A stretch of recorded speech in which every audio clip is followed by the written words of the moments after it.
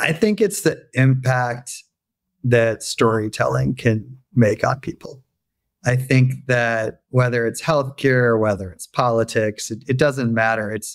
To me, storytelling is the underlying thread that is, it's since the beginning of humankind, it's, how we pass through information. It's how we pass stories is everything. And I hope that we can learn stuff and pass it down to future generations over time that will resonate, obviously evolve. I don't believe in stagnation. I think, honestly, one of the fun things about storytelling is that it can evolve, it can change. And part of it is just making stories exciting. As a marketer, obviously, I don't want to say fabricating, but embellishing, putting positive spin on things is important too. And I think that if you do that well, you can create a sense of community, excitement, and energy that you can accomplish anything.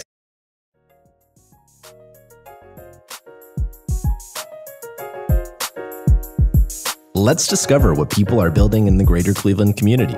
We are telling the stories of Northeast Ohio's entrepreneurs, builders, and those supporting them. Welcome to the Lay of the Land podcast, where we are exploring what people are building in Cleveland and throughout Northeast Ohio. I am your host, Jeffrey Stern, and today I had the true pleasure of speaking with Matt Shapiro.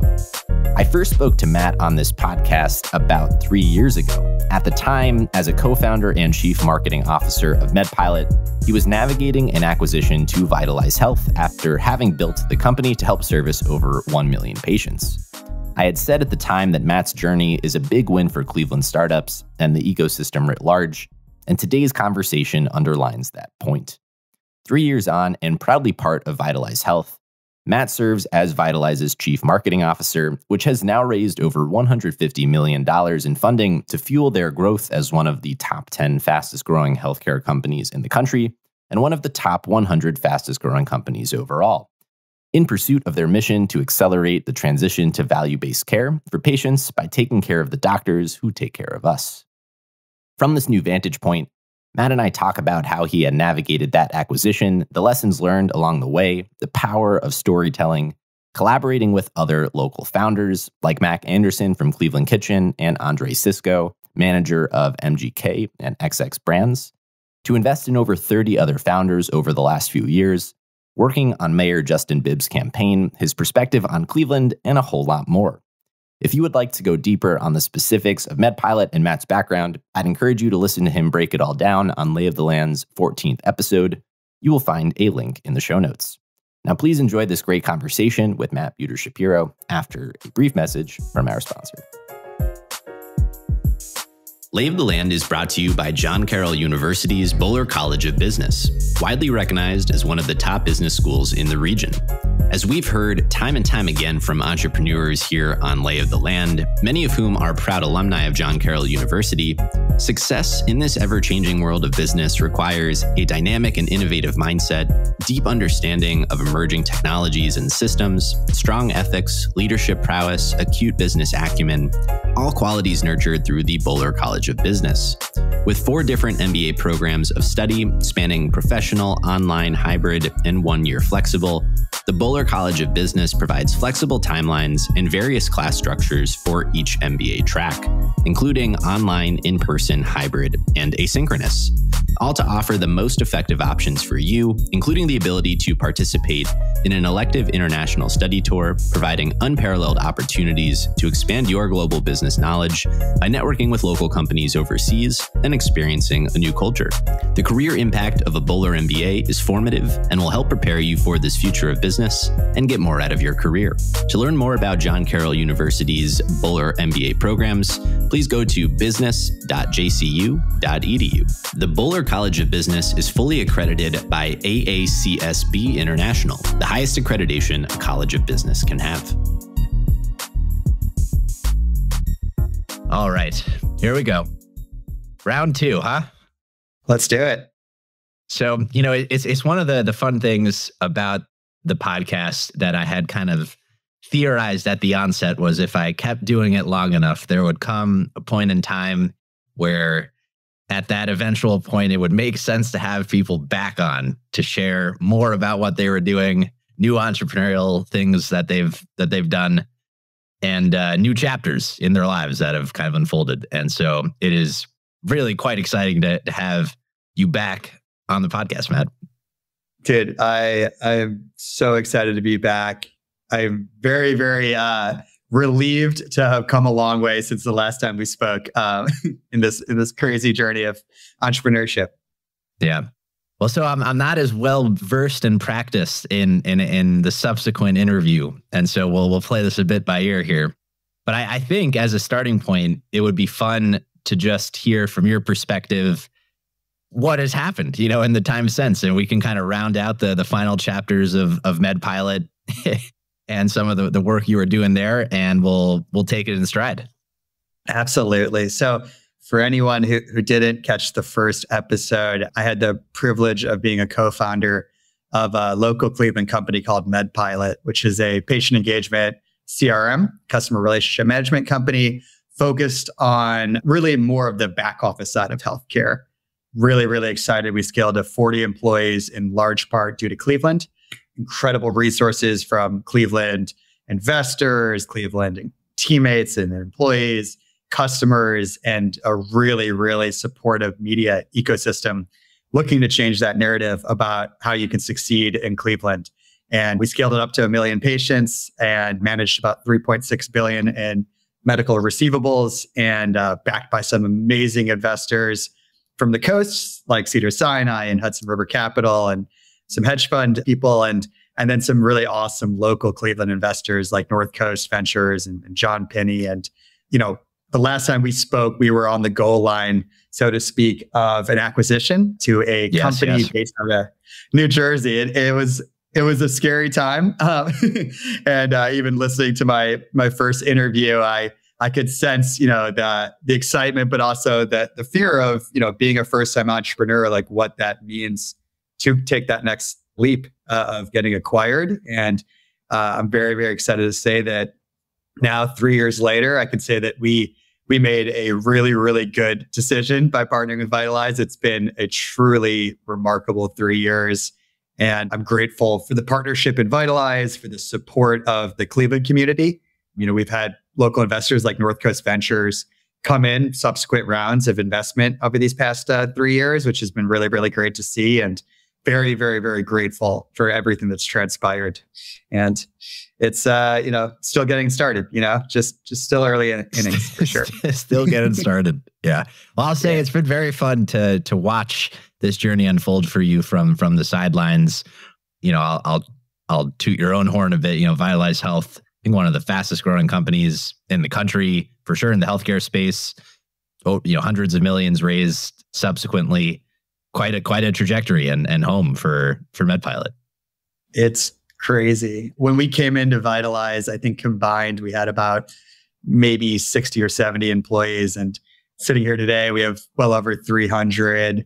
We've raised about $200 million since acquisition. And according to Deloitte, we are the 26th fastest growing private company in the country. According to revenue, we've grown about 7,000%. So it has been a whirlwind for sure. And like everything, whether you're starting a company day one or, now we're like a Series C company, there's challenges. It's still a roller coaster. And I'm just grateful that this time around, we have incredible support from investors and teammates, and the co-founders of Vytalize are truly world-class. So I'm learning a lot every single day.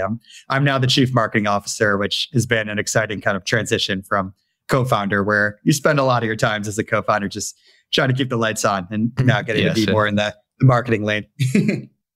Well, so if you had entered into this destination with call it an excited apprehension, before the acquisition had closed, on the flip side of it, from this position of, leading marketing of the organization, how has it been? How's the transition? What is it like to relinquish, control of your baby in a little, bit of way? And what's the experience been like?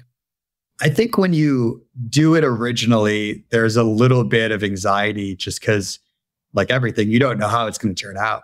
And I can tell you transparently, there were a lot of people that were excited about this, both on our side as, our employees and my co-founders, but also my investors too. And I can also say transparently, there were some people that were, a little hesitant about this, and because it's a big deal. Yeah. And, we were in a position as a company where it's not like we were going bankrupt the next day. So, we had to make a right play. This wasn't a fire sale. So for us, we wanted to really look at all options. And it was a unique scenario at the time because we were in the middle of the pandemic. So for us as a company, we started working with Vytalize actually as a client, and improving our services to not just work in the back office setting, but also with patient engagement in the more clinical realm. And it was a really, really exciting experience that obviously turned into going from dating to getting married. And I can say that now, 3 years later, with full hindsight bias, it was the best decision we could have made. So it's absolutely now a time where I can exhale and kind of feel good. And look, I think we did a lot of things right, but I think in startup world, it's important for people to understand the importance of luck, and not just luck like you're playing the lottery, like luck, like the macro effects that impact all of us as entrepreneurs and investors that really matter. And it can be really, really great. It can give you an amazing amount of steam as a company. It can also create some serious headwinds that are difficult as well. And I think, it's one of the things that keeps me humble. And I think hopefully everyone should remember that we can work really, really hard. You can surround yourself by the best people. You have a good idea, but there's a lot out of our control. And I'm grateful that in this particular scenario, the stuff out of our control really was helpful to us. And this transition to value-based care is so good for our country.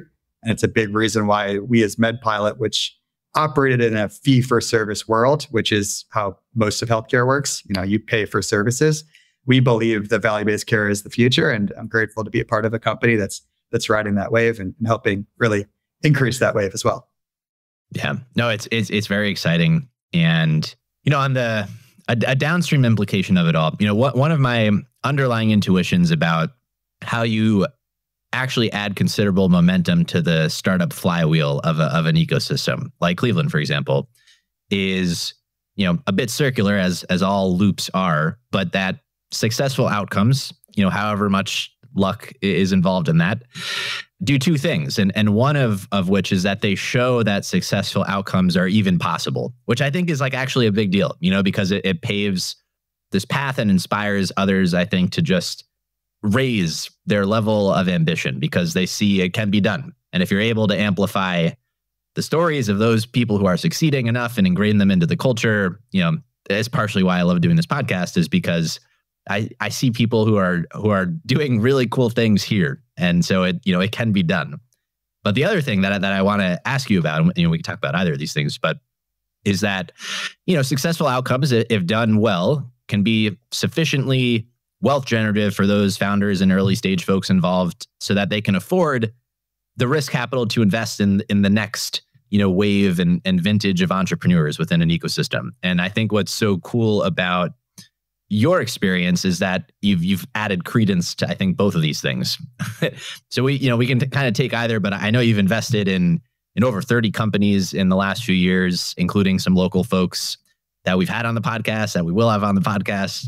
So I'd love to just hear your reflections in the aftermath of the outcome, but also its implications broader within an ecosystem.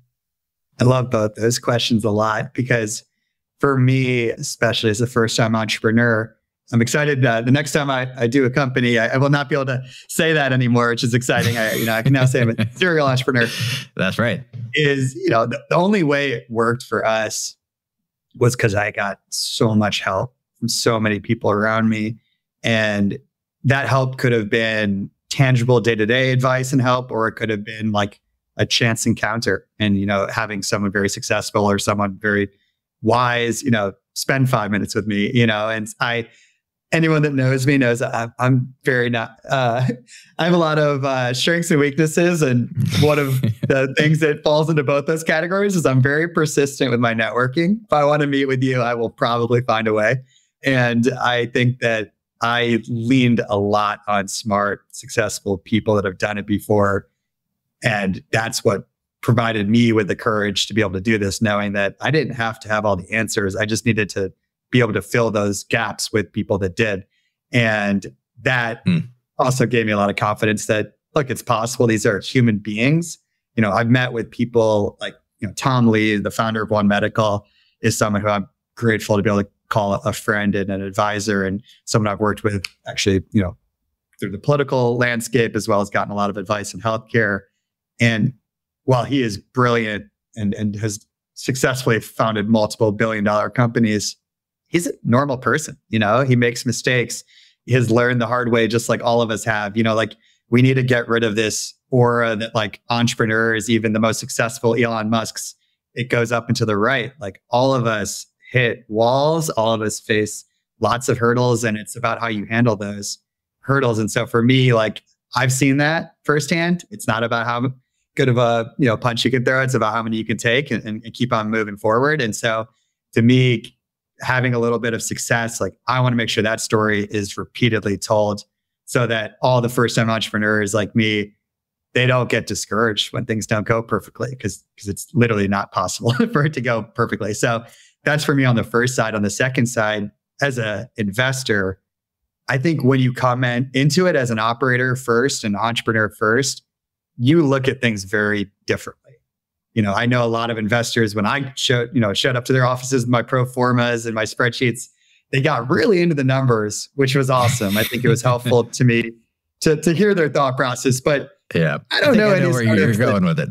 Yeah, I don't know a lot of startups that have numbers that don't go up and to the right. Like, I mean, they all look great on paper, and the truth is, they're projections. And so I think the more important thing for me was like, how do I look at these startups and meet them where they are as entrepreneurs and as startups, and that's provided me with a lot of not just credibility and like startups like to meet with people that are operators because they get that, but also it allowed me to be able to take chances in areas that were really early stage because I believed in the entrepreneur, I believed in the strategy, and I also believed they didn't know a lot of things and they were gonna have to go figure it out. And were they the right people to be able to figure that out? And so I think it's the biggest issue in Cleveland right now is we don't have enough people that fill that void.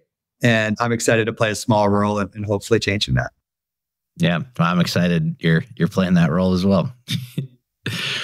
From the perspective of operator now investing in other entrepreneurs, what characteristics have you come to value, most highly in others that you find compelling from the other side of it?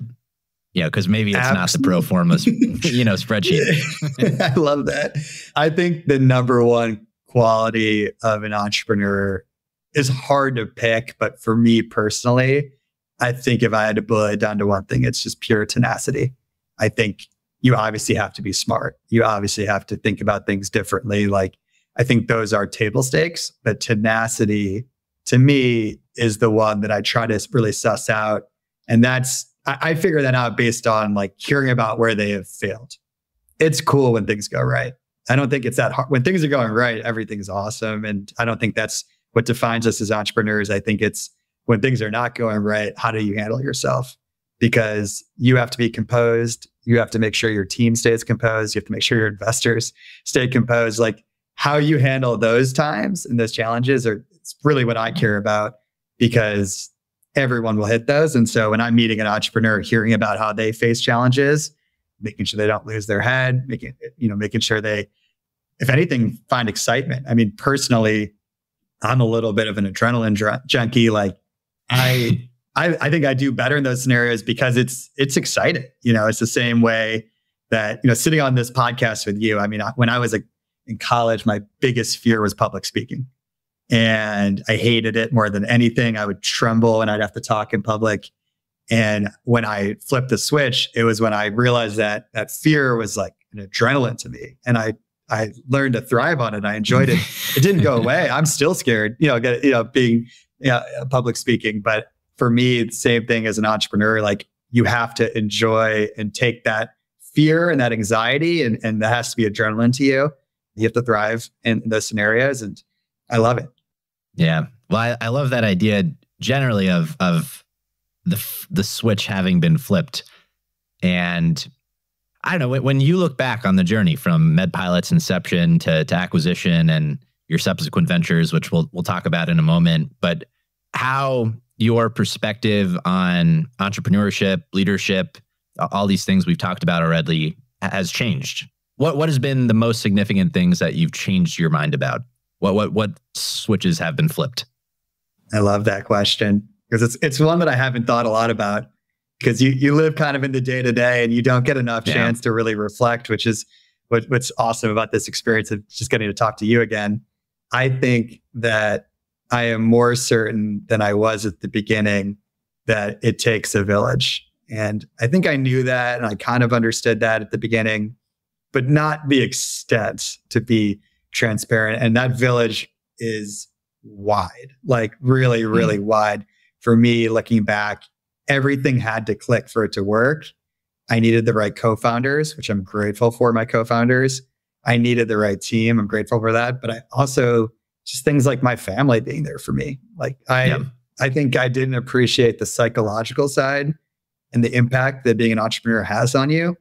It's really, really draining. And so I think I understood it takes a village from like a skill set perspective. And everyone talks about that. Like, oh, if you're a marketer, team up with a good developer. But like, that's part of it, sure. But you need a village of people that can emotionally support you during this unbelievably challenging time that I don't think I fully appreciated how much of a toll that could take on me and all of us as entrepreneurs. It's a really isolating experience when you're going through not just the day in, day out marathon of the stress, but also having to keep that positive outlook to everyone around you to make sure that nobody panics, whether it's your clients, your investors, or your team. Like you have to really stay positive, and that kind of delta of how you're feeling internally and how you have to express it externally causes a big toll on, I think, all of us. And I think I'm grateful for my family. I'm grateful for my wife and my friends. And I think going into this the next time around, like making sure all of us have that support system around us, not just, again, on the work side, but also on the emotional side is important. Yeah. How do you cultivate the village? I think it's trial and error. I think you're going to have your guesses, day one of like who's going to be there for you and who's helpful. But I think that you don't really know till you know. And for me, at least, when things are hitting the fan, and by the way, I'm so impressed that I didn't have an expletive there, because I think in general, when expletive hits the fan, it's a panic mode, and you will quickly figure out who can really be there for you and who can help. And I don't think you really know that until you get there. Yeah, right. So things are tested in adversity. That's how it is. Mm-hmm. I want to ask about, and we can use this as a seg to talk about some of the work that you focused on since. But what is motivating you now? Like in some ways you've had success by some measure of the denotation of success. But how is your thinking on what success even means? Has that changed? What is motivating you now? For me, the most motivational thing that I got from that experience of starting a company and scaling and selling it is I feel like I hit most like roadblocks you could hit starting a company. Like it seemed at the time like everything went wrong at some point and we had to figure it out. And I thankfully also feel like, well, a lot of it was out of our control. A lot of it was in our control in hindsight, obviously.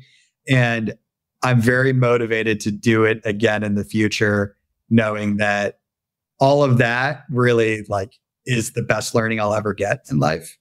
And I can't wait to use that to my advantage. I'm so excited to try it again in the future. I think like not just the learning I had at MedPilot, but seeing Vytalize scale the way it has into one of the fastest growing companies in the country, and, being in the chief marketing officer position versus the co-founder position, seeing how Faris Gawi and Amir Al-Nahar, the co-founders, handle their adversity and seeing what they go through and how they do things very differently than me. I mean, Faris is a trained civil engineer. Amir is a doctor, very different backgrounds than me. So I'm getting to watch now firsthand how people who have such different perspectives than me do it. So I'm very motivated after now taking a company to exit and then taking, Vytalize, when we got acquired, was a Series A company.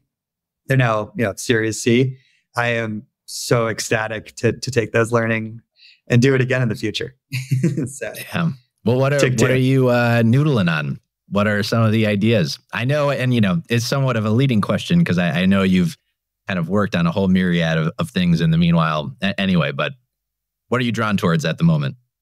I don't know the exact answer, to be honest, because I feel like I'm still early at Vytalize. I really do. Yeah. It's 3 years in, and I can honestly tell you, because I've told this to Ferris, our co-founder, I never thought I would want to explore more opportunities in Vytalize after 3 years. In my mind, I thought I'd do, the acquisition, I'd help integrate, and I'd want to start another company. And I'm still more excited than I've ever been about Vytalize and the opportunity to grow the company and to grow as an entrepreneur myself, an operator now. And so I'm very, very in it to win it with Vytalize. So I think that I'll most likely stay involved in the healthcare space. I think that one of the benefits of having MedPilot and Vytalize experience is seeing how much opportunity there is in healthcare. And I think that Vytalize is playing a big role, but we got a long way to go in a lot of areas. So I think there's one thing that I can almost guarantee it'll be more stuff in healthcare for sure, more stuff in the political realm for sure. So I think, I want to, we could pull on the political thread for a bit here. Last we spoke about Bib's campaign. A couple of things have changed since then. Obviously, our friend Justin is now Mayor Bib. So that's one development. Big transition, exciting transition. Yeah. But I know you've played a meaningful role at that time and since in the whole progression of Bib's campaign. I'd love to hear just your take on having been involved in that, your reflections on how it's all transpired over the last few years and, kind of the challenges and opportunities, if you will, for Bib going forward and how you think about it. It's been truly just mind-boggling to watch the incredible acceleration of what he built in the campaign into being the mayor. And I will clarify, I played a very, very, very small role, but I'm extremely excited to have been able to play any role in his amazing success. I think watching the energy that he displayed during that campaign and then transforming that into so much momentum as our mayor has just been wild to watch, for lack of a better word. And Cleveland really needs it. I mean, that's exactly what we needed and what we need today and what we're going to need in the future. So, I love his approach and I've learned a lot from it of really, it's not about trying to swing for the fences. He is just consistently building and building on wins. And those incremental wins, even the small ones, they really compound in a way that already we're seeing a couple of years into his campaign, his term, it's already making massive impacts. And I think that improvement and the way he builds momentum has just been awe-inspiring to watch. And so, I also just watching how he represents Cleveland on the national stage has been incredible. I mean, we had a former mayor who kept a very low profile. And, Mayor Bib comes in and it's not just his incredible performance in the Celebrity All-Star game that was fun to watch. He's the chair of the National Bipartisan Coalition for, Climate Mayors. And he's the vice president of the Democratic Mayor Association. I mean, these are huge national positions, putting Cleveland on the map, getting us the resources we need. And it's just that mindset shift that this is the place we want to be. He's creating that excitement. And I think all of us we're excited to be drinking the Kool-Aid and trying to help any way we can. Yeah. Well, as an advocate for Cleveland myself, not from Cleveland, I appreciate a mayor who at least loves the city, It is hard to find someone who loves the city more than Mayor Bib. And I'm grateful for it. And look, it's one of those things where all of us want to make a difference in this city. And he's doing a good job of showing it's possible. I think a lot of people in Cleveland wanted to see our city succeed, but we're kind of stuck in this stalemate of I don't know what to do. There's so many issues. You can get stuck in that rut. And Mayor Bibb has shown us that it starts with energy and getting out there and doing things, and good things happen when you do things. And he's making a lot of momentum happen and creating a lot of excitement, and that's how it starts. So let's layer on your own perspective on, kind of entrepreneurship in Cleveland and the state of how has your thinking on all of that evolved from a position of being an operator, building a company, taking it through the life cycle, but also, again, getting to kind of, I'll call it, add momentum to the flywheel of the whole ecosystem, working with folks like, Mac, Anderson, and just other entrepreneurs in the proximity.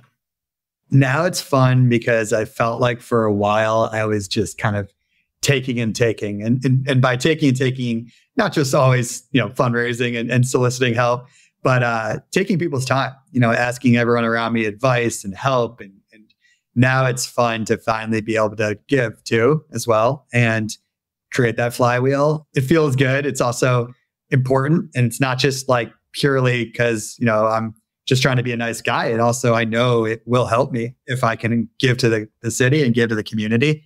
It will come back and help me in the future. And I think being patient on that flywheel is important, because helping someone because you think the next day they should help you is not the right way to create a good community. So I think being patient, being long-term focused. And for me, a lot of that has turned into working with other like-minded entrepreneurs to advise, consult, invest in the entrepreneurs around us. And Mac, Anderson of Cleveland Kitchen is a perfect example. I, had the pleasure of growing up with Mac when we were little kids.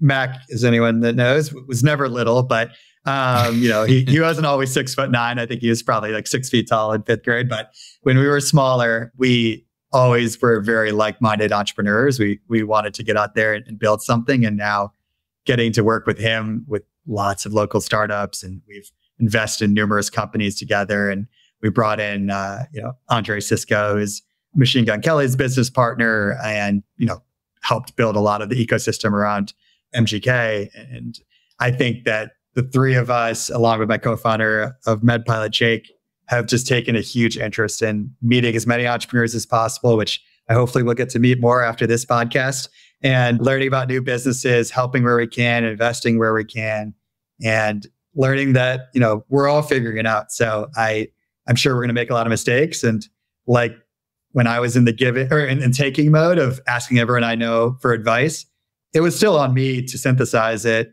take the good stuff, not take the stuff that didn't apply to me.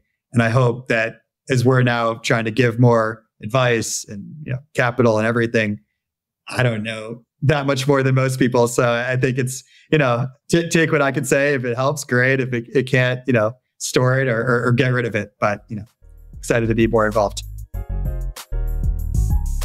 Lay of the Land is brought to you by Impact Architects and by 90. As we share the stories of entrepreneurs building incredible organizations in Cleveland and throughout Northeast Ohio, Impact Architects has helped hundreds of those leaders, many of whom we have heard from as guests on this very podcast, realize their own visions and build these great organizations. I believe in Impact Architects and the people behind it so much that I have actually joined them personally in their mission to help leaders gain focus, align together, and thrive by doing what they love. If you too are trying to build great, Impact Architects is offering to sit down with you for a free consultation or provide a free trial through 90, the software platform that helps teams build great companies. If you are interested in learning more about partnering with Impact Architects or by leveraging 90 to power your own business, please go to ia.layoftheland.fm. The link will also be in our show notes.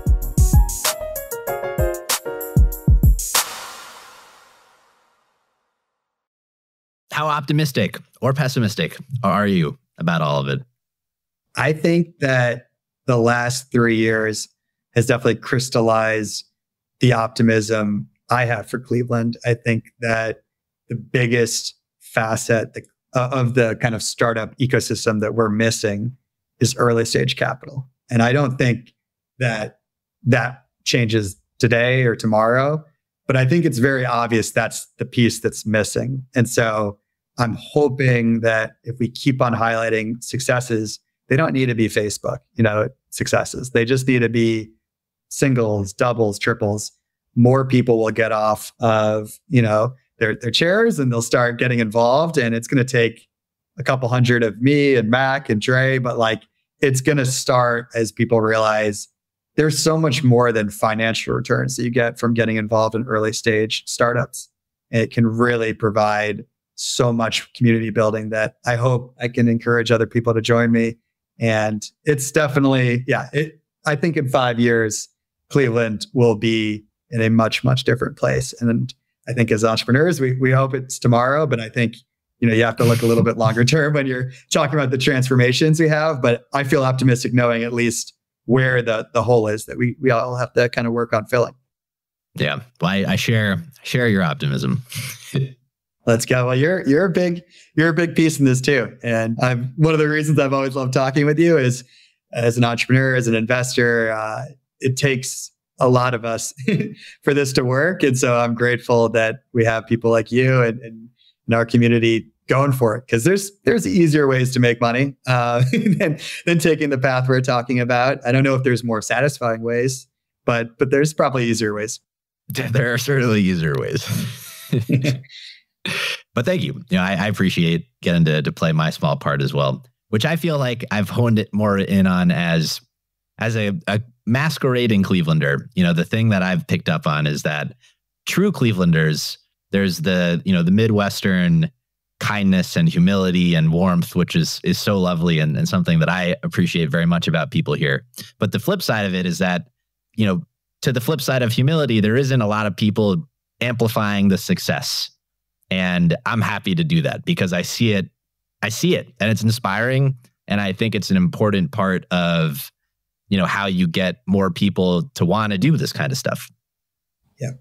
And it's the amplification, but the truthful amplification. It's letting people know that success exists, giving them the realistic expectations of what it takes to get there. Grounded in reality. Exactly. And I think the combination of those things hopefully can set the right expectations and excite the right people. And honestly, weed out the people that it's not the right fit for. Because it's not the right fit for everybody. That's for sure. What would you be doing if you weren't going to pursue healthcare or tech? I would be full-time trying to get more involved in politics. Yeah. I think that when I was younger, I always kind of wanted to be a politician. I loved politics. My mom is an incredible advocate in Cleveland for women's rights and has done amazing things in the political space. And aside from giving me a lot of good wisdom and being a great role model for me, she thankfully kind of nudged me away from wanting to be a politician myself and told me I can make a big impact with my skills, not as the actual politician, but in the political space. And so that's what kind of excited me when Mayor Bibb, approached me about being a tech policy advisor. Was I kind of was waiting around to see what politicians did I really aspire to want to help. And now it's, trying to help people like him who I believe can make just a truly transformational impact on our city and all of us overall. So I think politics for me is, the macro impact that you can have through it is exciting to me. And I'd like to make a little bit more money personally before I maybe in the future go more full-time into the political space. But I want to help every day I can. Yeah, I love that. I'll ask kind of another higher level question, which is kind of reflecting on all of it. And it ties back in, I think, to your underlying motivations as well. But would you say that there is a theme that ties your work together? Like if there's a craft that you're honing over time, what is the craft that transcends the companies and projects you're working on?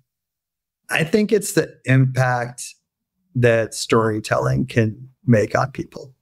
I think that whether it's healthcare or whether it's politics, it doesn't matter.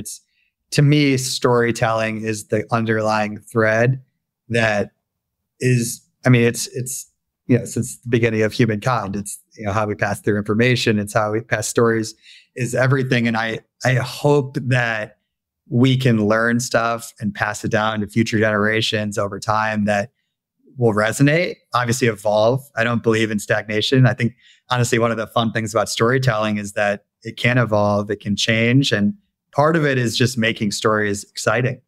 As a marketer, obviously, I don't want to say fabricating, but embellishing, putting positive spin on things is important too. And I think that if you do that well, you can create a sense of community, excitement, and energy that you can accomplish anything, whether it's changing healthcare, changing politics, changing society. So I want to play a small role in that and leveraging the power of storytelling in the world. Yeah, it is so powerful, and it's so requisite to, I think, literally everything that you can pursue with some intentionality in life. So that's I love that answer, actually. Thank you. You got me there. I wasn't prepared for that, but when I look back on it, it's everyone that I admire. That's the underlying theme is they're incredible storytellers. Yeah. Well, what's left unsaid here? I'm sure a lot of things, but in this interim time since we last spoke, what would you want to highlight or call out that we haven't touched on yet? I want to double click on just the absolute desire I have to do whatever I can do in a small part for Cleveland startups. You mentioned I've invested in a lot of companies. I'm very grateful for that opportunity to have worked with them. I'm really grateful that I've been able to see a few of them grow massively. Actually, one of my first investments was a local company or a music school company that was partnering with local groups, one in Cleveland actually.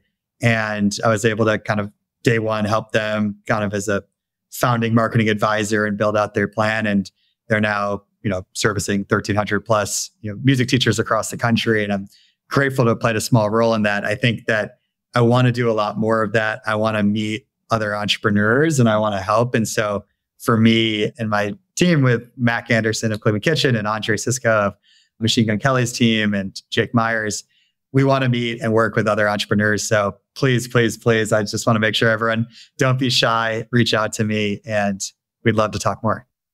Yeah, very exciting. Well, we'll spread the word to everyone. Well, all right. I'm gonna hit you then again with our traditional closing question, which you've already answered. So, you're going to have to do some deep thinking here on hidden gems for Cleveland. But if I recall correctly, having, referenced our last conversation, you had called out, the food scene, which obviously is excellent. But with some time to reflect, you've been thinking about this question for 3 years. What would you say? What would you call out? This was one that I didn't know about 3 years ago. So this is the new hidden gem for me, but I got to explore it during the pandemic, which, I didn't have a bachelor party. I got married during the pandemic and getting 20 people out of the country was not going to happen. And so I ended up having a Cleveland kind of low-key bachelor party with a few of my closest friends. And we took a boat out on the water. And in 33 years, I had never actually gone out into the water on someone's boat. And it was mind blowing. I mean, I literally felt like I was in the Hamptons of the Midwest. It was so cool. I mean, we have a beach that people don't go to. We have they don't call it the North Coast for nothing. Exactly. And I never explored that. It was incredible seeing that kind of boating community. And it was so fun. I mean, we have incredible fresh water and it's a lot cleaner than jumping in the water outside of New York. I know that much. And so that to me was exciting and incredible. And I feel like people don't take advantage of that enough. At least I didn't. So I highly recommend it. That's a wonderful hidden gem. Well, Matt, I just want to thank you again for coming back on the show. This is so fun. And conversely, I want to thank you because I truly believe if there's one of the main things that we need to fix as a city is changing that narrative about being able to have a successful career as a startup, as an investor, as an employee of a startup, that whole community. It takes the media changing that narrative and people like yourself spreading the word. So thank you so much for everything that you do. Oh, Cleveland needs it. Thank you. As you said, it actually takes a village though. So amen. we're working on it. Well, great. If folks had anything they wanted to follow up with you about, what would be the best way? please shoot me a note. I think LinkedIn is probably the best because I have a very long email address because I have 2 last names. So Matt Buter Shapiro on LinkedIn, shoot me a note. I'd love to connect, and I'm looking forward to it. Awesome. That's all for this week. Thank you for listening.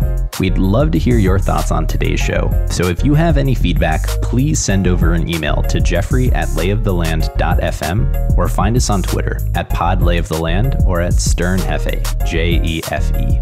If you or someone you know would make a good guest for our show, please reach out as well and let us know. And if you enjoy the podcast, please subscribe and leave a review on iTunes or on your preferred podcast player.